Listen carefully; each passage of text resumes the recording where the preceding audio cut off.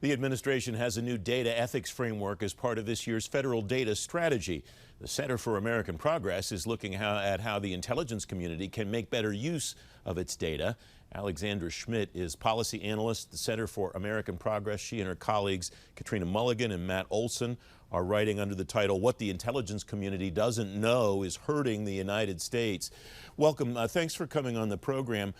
One of the things that you and your colleagues wrote that jumps right out at me, Alexandra, today's IC lacks foundational mechanisms and data to effectively meet the needs of its customers, and you refer to some of the stakeholders that suffer as a result of that. What's the problem that this lack of business data analytics is presenting?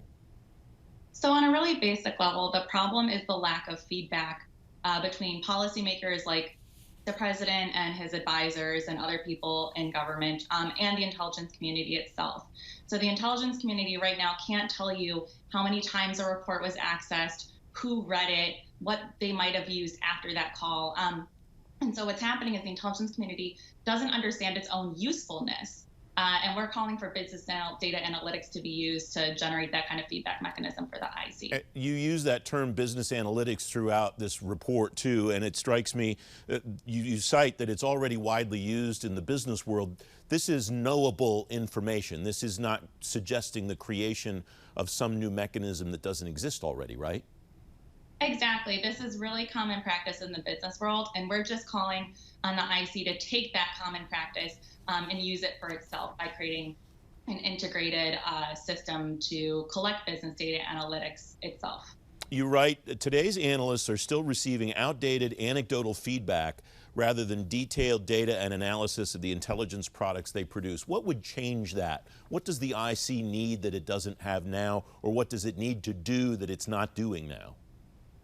So it needs to create the kind of technological platform to collect that feedback in an easy way. So right now, an analyst is not able to see whether the report was read once or whether it was read 1,000 times.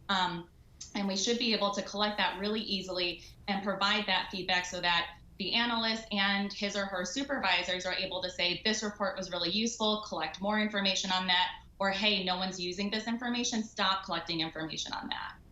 Another passage, the IC's always resisted external efforts to assess the value of the intelligence it provides. That suggests to me, as I read between the lines, Alexandra, that there's a cultural issue at play here too. Is that a fair read? I think that's definitely a fair read, and we highlight some of the barriers and culture is one reason why this hasn't already been adopted in the intelligence community.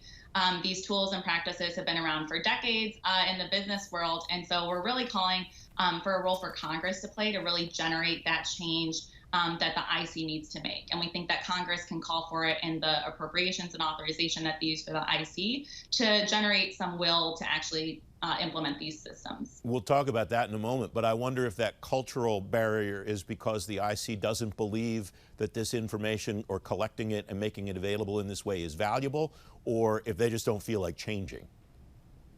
I think there's probably a little bit of everything in there. The IC does it's important to note that data does not equal value. So just because a report was only read once doesn't mean it's not critically important for some national security decision. But we're calling for using business data analytics to collect more information and generate more feedback that will be definitely valuable for assessing priorities before we make really big investments in new technologies and new collection methods. And my amateur understanding of business data analytics is that if a report is only read once, but it's read, for example, by the President of the United States, that makes it tremendously valuable, right?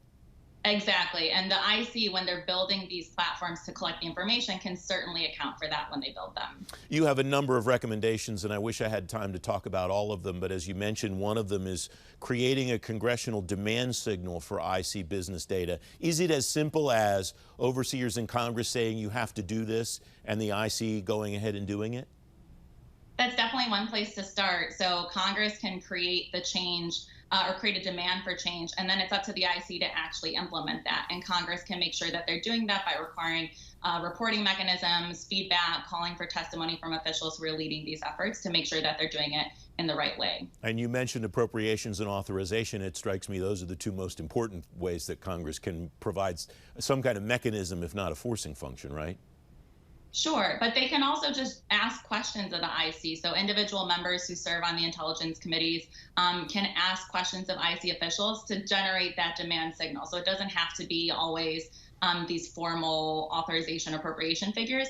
Just asking the right questions can signal that the Congress is watching the IC and wants to make sure that they're doing these basic data practices. Another one of your recommendations is creating a standing interagency group of IC business data experts to innovate around intelligence customer experience solutions. Are there models for that in government now, or is that something that the IC would look to the private sector for?